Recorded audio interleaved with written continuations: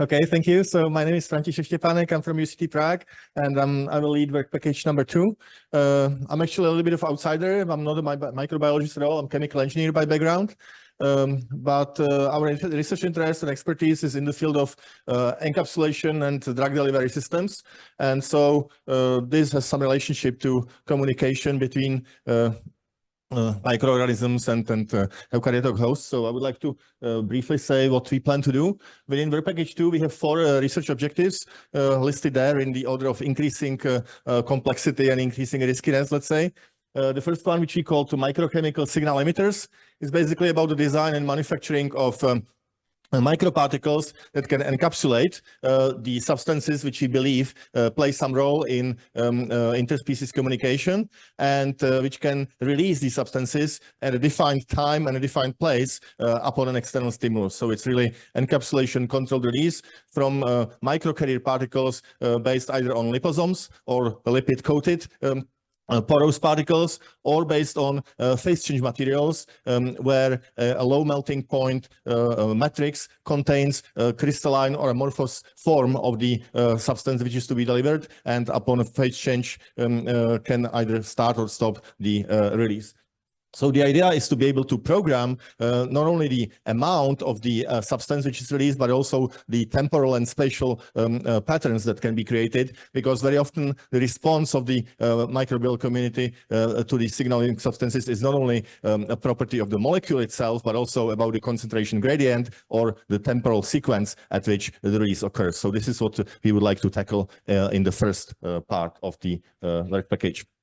How are we actually going to do it? Our workhorse is this machine called the microencapsulator, which is able to produce monodispersed droplets by a ring electrode, and these droplets can also have a core shell structure. So we can encapsulate fluid 1 into a layer of fluid 2. Typically, the outer fluid is a pre-gel, which is then somehow cross-linked, either covalently or ionically, which then incorporates the core, which contains the molecules that are supposed to be released. And by modifying the size, the concentrations, the cross-linking density, and the thickness of the shell, we can modulate the release kinetics. And we can also incorporate magnetic particles, such that we can manipulate with these objects in space and communicate with them externally via radio frequency magnetic field. And we've already demonstrated this in a proof of concept experiment where we have encapsulated norfloxacin as an antibiotic and shown that we can modulate the release rate at defined times and places. The second part of the research of our work package, objective 2, is called to microchemical signal scavengers.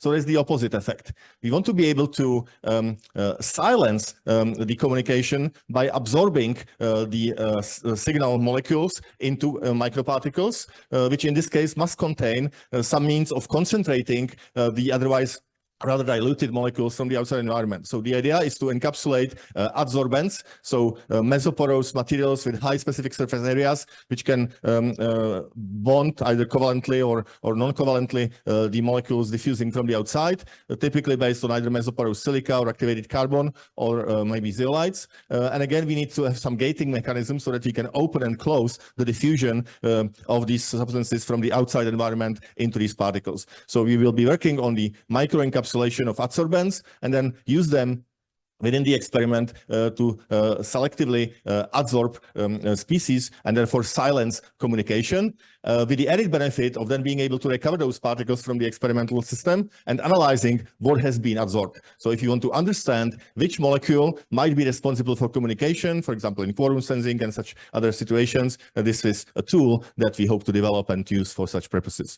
So even if you don't know a priori which molecule is responsible for communication, this hopefully will allow us to find this out. And again, we've done some proof of principles experiments. In this case, these are mesoporous silica particles, so high internal surface area material, which can act as adsorbent and can be also chemically modified, encapsulated within a phospholipid bilayer, which depending on the temperature or pH can become permeable or non-permeable, and therefore regulate the flux of the species to the adsorbent, which is encapsulated inside.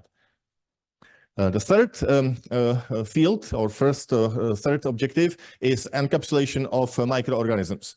So one possibility is to encapsulate the signaling substances, but sometimes these signaling substances are either not known or they cannot really be isolated, prepared, chemically identified because they are unstable, they are reactive, they are not, they are complex mixtures and so on. So the other possibility is to encapsulate the actual microorganisms which produce these signaling substances. Again, we don't actually need to know what these substances are in this case. So to have this miniature vivarium in which we have a well-defined bacterial colony, again surrounded by a permeable or semi-permeable shell, which allows molecules below a certain molecular weight cutoff to diffuse while keeping the microorganisms inside. And we want to use that as a tool of sending and receiving chemical signals or molecules responsible for communication between the host environment and the microbiome. Microorganisms, which in this case do not have the opportunity to grow inside the host organism. So that's the third objective. And if all of those things work, then finally we would like to bring them together and have what we call a Google translator for microbial language. So basically being able to assemble sequences of such signal emitters or signal scavengers, which will ultimately be able to send some more complex information either into the host organism or into the microbial community in order to either emit or absorb the chemical signals in a defined sequence. So this is, let's say, the most speculative, which will, happen at the end of the project, if it will happen. But hopefully we will, and this is where we would like to contribute to the whole area. So that's all for me, and I will be very happy to collaborate with all of you. So thank you.